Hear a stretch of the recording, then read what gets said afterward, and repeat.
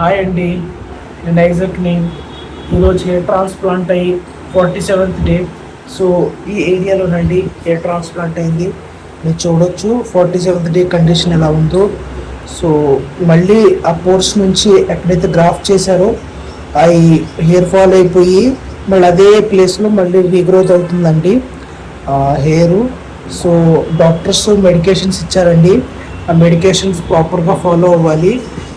Back ఉన్న hair కాపాడుకోవడానికి medications follow అవ్వాలండి. లేకపోతే డాక్టర్ సజెస్ట్ చేసింది ఏంటంటే మళ్ళీ ఇంకో ట్రాన్స్ప్లాంట్ కూడా చేయించుకోవాల్సి వచ్చింది ఒకవేళ అది కాపాడుకోకపోతే అని చెప్పారండి.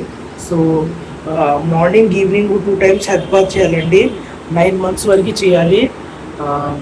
సో ఇలా కాపాడుకోవాలి. డ్రెస్ ప్లేసెస్లో క్యాప్ యూజ్ చేయాలండి. సన్లైట్ ఎక్స్పోజర్ ఉండకూడదు. హెల్మెట్స్ వేసుకోకూడదండి. ఏమీ అంటే డ్యామేజ్ అవ్వకూడదు.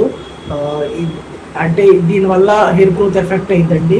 సో బ్యాక్ సైడ్ మీరు చూడవచ్చు, డోనర్ ఏరియాలో ఎటువంటి కంప్లీట్గా హెయిర్ గ్రోత్ అయిందండి.